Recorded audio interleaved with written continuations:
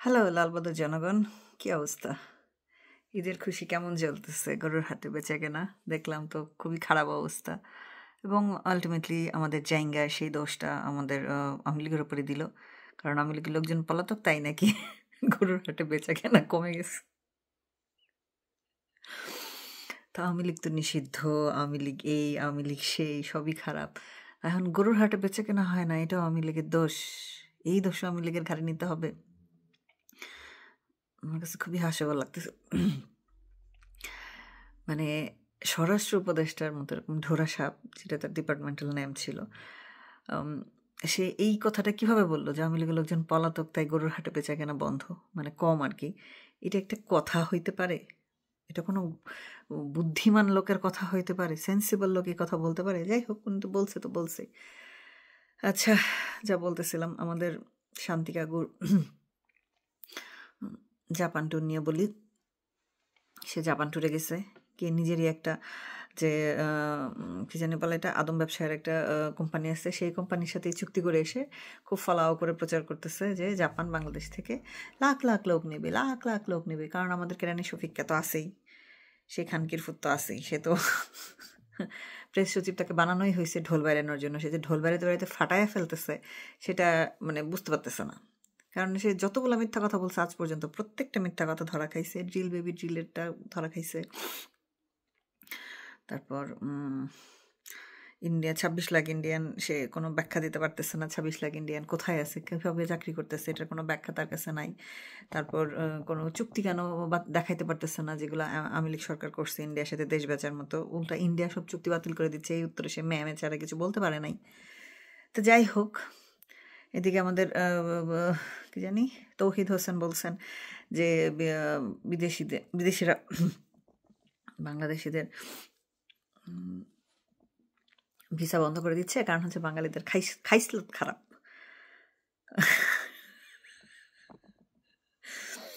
ভাই, বাঙালিদের যে খাইসলত খারাপ, এটা তো আমি অনেকদিন আগে থেকেই বলতেছি, কিন্তু কথা সেটা না। কথা হচ্ছে আমাদের তো ইন্টারন্যাশনাল প্লেয়ার আছে। সে বলছে আমরা পৃথিবীর কাছে যাবো না, পৃথিবী আমাদের দোরগোড়ায় আসবে।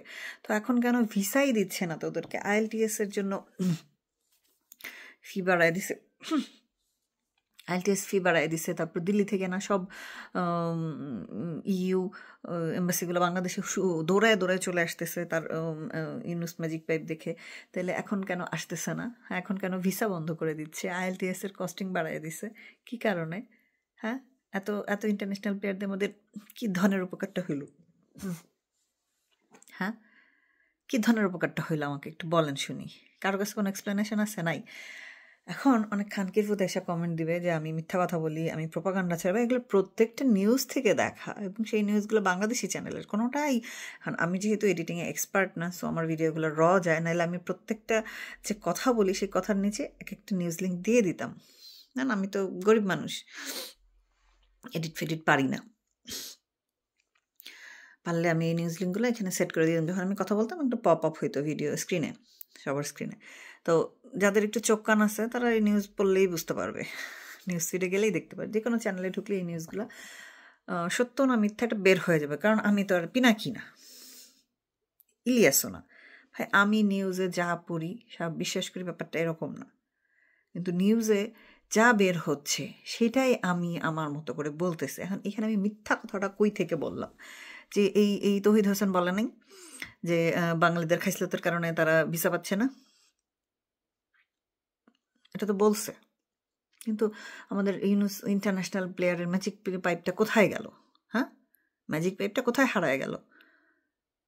সে যে বলছে ইন্টারন্যাশনাল প্লেয়ার, সে আমরা ইন্টারন্যাশনালি খেলবো, তো সে খেলাটা কোথায়? সবার ভিসা বন্ধ করে দিয়ে। থাইল্যান্ডও ভিসা দেয় না এখন। শ্রীলঙ্কাও চিন্তা করতেছে যে ভিসা দিবে কি দিবে না। ভালোই তো লাগতেছে, জনগণ খুব সুখে আছে, গরুর হাটে যাইতে পারতেছে না। সরি, জনগণ আওয়ামী লীগ পলাতক, তাই গরুর হাটে বেচা কেনা নাই। মানে এরকম উদ্ভট কথা আমি জিন্দেগিতে শুনি নাই। এরকম উদ্ভট কথা আমি জিন্দেগিতে শুনি নাই। তার মধ্যে আমাদের লন্ডনে বড় গণতন্ত্র স্বৈরাচার নাই, তাই সবাই আনন্দে ঈদ করবে বলছে। তা ভাইয়া, তুমি কেন বিদেশে বসে আছো? তোমার বউ বাচ্চা দেখলাম চলে আসতেছে লন্ডন তোমার সাথে ঈদ করতে, দেশে কেন ঈদ করতে পারতেছে না, এত বছর দেশে ঈদ করতে পারে না, কি দুঃখ, আহারে আহারে আহারে। তো শাশুড়ি আর দাদিকে রেখে তোমার মেয়ে বউ কেন চলে আসতেছে, তোমার মেয়ে বউ এতদিন পরে দেশে গেছে, 17 বছর পরে দেশে যাইতে পারছে, গিয়ে ঈদ করবে দেশের মানুষের সাথে, দেশি গরুর গোস্ত দিয়া ফ্যাট ভরে ভাত খাবে, প্লাও খাবে, তো সেগুলো না খায় কেন লন্ডন তোমার কাছে ফেরত আসতেছে? সে না উদ্ধার নাকি কোরবানির টাকা উদ্ধার করতে গেছিল সরাসরি মাঠে, এতদিন তো পার্সেন্টেজ চলে আসছে, এবার এই প্রথম এত বছর পরে মাঠে গিয়ে কালেকশনে নামছিল, হ্যাঁ, যে কারণে চলে আসতেছে ঈদের আগে।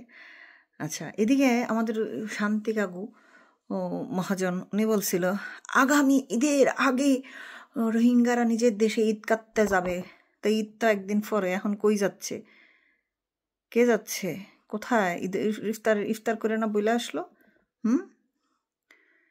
সাথে আরো উদ্ভট একটা কথা শুনি, যে এতদিন তারা বলছে করিডোর দিতে হবে, মানবিক করিডোর দিতে হবে। আজকে জাতিসংঘের এসে বলতেছে যে করিডোর দিবে কি দিবে না সেটা মায়ানমার এবং বাংলাদেশ সরকার একসাথে বসে আলোচনা করে সিদ্ধান্ত নেবে। হলে কাও, তা এতদিন এগুলো কি ছিল? মানে চোদন না খেলে বিলাই গাছে ওঠে না, কম চোদনে, বুঝতে পারছো? তো এতদিন তারা খুব ধানাই পানাই করছে, খুব গেলানোর চেষ্টা করছে, করিডোর দেয় নাই যে সেটা তা না, অলিখিতভাবে চলতেছে, সেটা আর কি নিউজে আসে না, খুব বাক স্বাধীনতা চলতেছে, তো এতদিন তো কথা বলতে পারে নাই, এই জন্য এখন সবাই কথা বলতেছে আর নিউজ ডিলিট করতেছে। নিউজ ডিলিটের কথায় মনে হইল আরেকটা কথা বলি, বঙ্গবন্ধু সহ 400 আওয়ামী লীগ নেতাকর্মী যারা 71 সালে মুক্তিযুদ্ধ মুজিবনগর সরকার ছিলেন, তাদের মুক্তিযোদ্ধা সনদ বাতিল। এই নিউজ ভাইরাল হওয়ার পরে তারা একটা মিডনাইটে একটা গেজেট বের করলো যে যারা মুক্তিযুদ্ধ ও মুজিবনগর সরকার পরিচালনা করেছেন সহযোগী মুক্তিযোদ্ধা। ও রিয়েলি? একটা ক্লজের সাথে আরেকটা ক্লজ কিন্তু সাংঘর্ষিক হয়ে গেছে তাদের নিজেদের কথাতেই।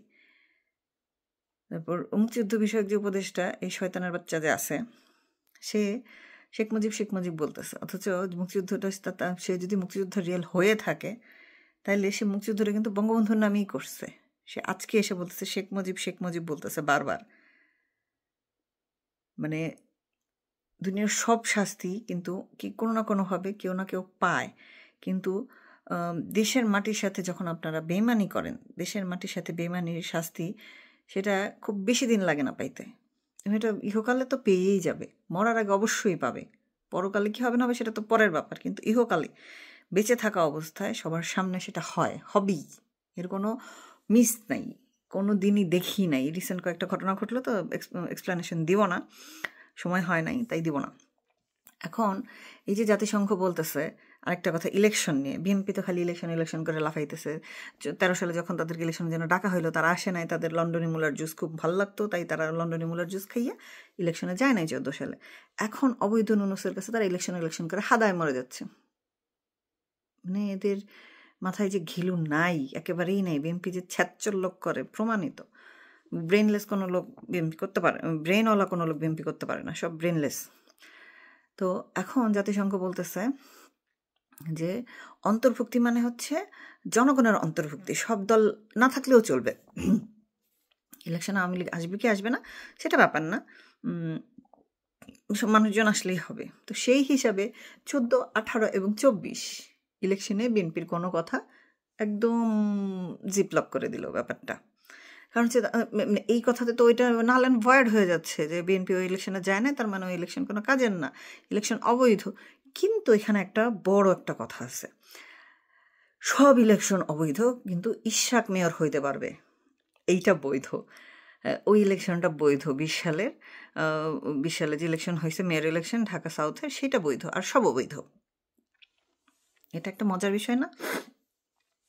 কোর্ট থেকে রায় দিছে ইশরাককে কি জানি বলে মেয়র হিসেবে ঘোষণা করে, কিন্তু ইসি বা সরকারিভাবে তাকে প্রচণ্ড আন্দোলন করে রাস্তাঘাট মব করেও সে মেয়রের চেয়ারে বসতে পারতেছে না। তো ইশরাককে যে একটা মূলা খায় ফেললো, এটা কি বুঝতে পারতেছে? সে বুঝতে পারার কথা না, বিএমপি করে তো বোঝার কথা না।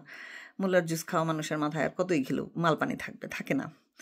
তো সে 5 আগস্টে জুলাই 2020 সে তখন যে এত লোক মাঠে নামায় দিল তার, শেখ হাসিনাকে তারাইলো, তারা এরা কিন্তু তাকে মেয়র হইতে দিচ্ছে না, ইশরাককে মেয়র হইতে দিচ্ছে না, খালি মুলা ঝুলাই রাখছে।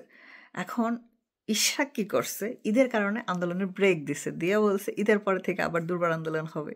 হঠাৎ সার্কাস, ঈদের পর থেকে বিএনপি কোনো জীবনেই বের হইতে পারে না, তাই না? ঈদের পরে আন্দোলন, ঈদের পরে ছোটবেলা থেকে শুনে আসতেছি ঈদের পরে আন্দোলন। তো ডিসেম্বরে ইলেকশন করে মাথা খায় মরে যাচ্ছে বিএনপি। একই সাথে আমি একটা আমার পার্সোনাল খুব একটা মজার অবজারভেশন বলি, সেটা হচ্ছে রুমিন ফারহান এবং ফজলুর রহমান এই দুইজনের কথাবার্তা নিয়ে আওয়ামী লীগ মহলে খুব বেশি পপুলারিটি আছে এদের দুইজনের। কেন আছে আপনি বলেন তো? কারণ হচ্ছে আওয়ামী লীগ যেরকম একটা দল, সেই দলের অ্যাগেনস্টে যে কথা বলবে এরকম বুদ্ধিমান, ব্রেইনওয়ালা এবং কমন সেন্সওয়ালা লোকজন কথা বললে সেটা আমাদের শুনতে ভালো লাগে। অপোজিশন হিসেবে আমরা এরকম স্মার্ট এবং ব্রেনওয়ালা লোকজন চাই, যারা টু দি পয়েন্টে কথা বলতে পারে। হাই উল্টাপাল্টা হাই চিল্লা ফাল্লা ফখা রিজবির মতো এই দুজনের তো কোনো মুখপুটকি নেই। আজকে সকালে একটা কইতেছে, রাইতে একটা কইতেছে। এই যে 2 তারিখ যে তাদেরকে ডাকলো, ডেকে কি মোলা দিল, দুদু এসে বলতেছে যে সারা সুন্দর সুন্দর করে হাসে, কোনো প্রতিশ্রুতি দেয় না। ভাই তোদেরকে তো দিবে না, তোদেরকে যে মানে চুদা শেষ খোদা পেশ করে দিছে, তোরা বুঝতে পারতেছস না? বুঝবি না আইস, বুঝবি না, বুঝবি কাইল। বাকি আর কইলাম না, বরিশালের কথা তো বরিশালের লোকজন বুঝে নিয়েন। তো এই যে রুমিন এবং ফজলুর রহমান, এনারা দুজন যে কথা বলে, এনাদের দুজনের কথা আমার খুব ভালো লাগে। কারণ হচ্ছে মূর্খ বন্ধুর চেয়ে বুদ্ধিমান শত্রু ভালো। দে আর স্মার্ট অ্যান্ড ইন্টেলিজেন্ট পিপল। তারা খুব সুন্দর করে কথা বলেন এবং খুব টু দি পয়েন্টে। যেরকম পলিটিক্স আমরা ছোটোবেলা দেখে বড় হয়েছি, আপনারা দেখছেন বা খেয়াল করছেন কিনা আমি জানি না, কারণ আপনার পলিটিক্যালি সাউন্ড লোক না, আমি পলিটিক্যালি সাউন্ড লোক। তো পলিটিক্যালি যেসব কথাবার্তা পছন্দ হয় ওনারা সেই সব কথা বলেন। লাইক আন্দালিব কিন্তু এই কথা বলতে পারে না, সে হয়েছে হারুম তারুম করা, হালুম হালুম করা একটা লোক, মুখ দিয়ে কোনো ভালো কথা বের হয় না। এই মাহিবি চৌধুরী, সেও দেখলাম একটা ক্লিপে বলতেছে নিষিদ্ধ করছে আওয়ামী লীগ। আওয়ামী লীগের লোকজন কি ফুস করে উড়ে গেছে? আওয়ামী লীগ কি মাঠ থেকে চলে গেছে? এটা কি সম্ভব? এটা মাহিবি চৌধুরী বলছে। তো এই টাইপের স্মার্ট লোকজন যখন পলিটিক্সে থাকে, সেটা একটা সুন্দর গেম হয়। কিন্তু লন্ডনী ভাইয়া বড় গণতন্ত্র, তার মাথায় এইটুক ঘিলু নাই। ফজলুর রহমান সাহেব বেগম জিয়ার রাজনৈতিক উপদেষ্টা হয়ে ওনার নেত্রীকে উনি কেন বুঝাইতে পারেন না সেটা আমি জানি না। উনি ঠাসঠুস কথা বলেন দেখেই মনে হয় ওনার নেত্রীকে উনি বুঝাইতে পারেন না, আপুসীন নেত্রীকে বুঝাইতে পারেন নাই। কিন্তু ওনার কথাবার্তাগুলো টু দি পয়েন্টে থাকে। আওয়ামী লীগের ফেভারে যাক বা এগেনস্টে যাক সেটা ব্যাপার না, বাট কথা হচ্ছে কথাগুলো টু দি পয়েন্টে থাকে, পলিটিক্যালি খুবই মানে স্মার্ট মুভ থাকে, যেটা পলিটিক্সের মাঠে আমরা এক্সপেক্ট করি ওই টাইপের কথাবার্তা ওনারা বলে। এটাকে সাপোর্ট করা দোষের কিছুই না। অপোজিশন মানে যে সবসময় মার কাট থাকতে হবে ব্যাপারটা এরকম না। অনেককে দেখি আওয়ামী লীগ, ওনাদের কথা আওয়ামী লীগের ফেভারে গেলে আওয়ামী লীগের লোকজনই চ্যাট মারায় যে ওরা তো বিএনপি। ভাই আমরা কেউ বলি নাই যে সে পয়েন্টের কথা বলছে মানে আওয়ামী লীগ থেকে নমিনেশন নিয়ে ইলেকশন করবে। নো, স্মার্ট শত্রু ভাল লাগে, মানে খেলার মাঠে স্মার্ট অপোজিশন ভালো লাগে। ব্যাপারটা হচ্ছে সেইটা, এটা আপনাকে বুঝতে হবে। বুঝতে পারছেন? খালি লিচু আর কমলার বাগানের বেড়া দেখলে হবে না।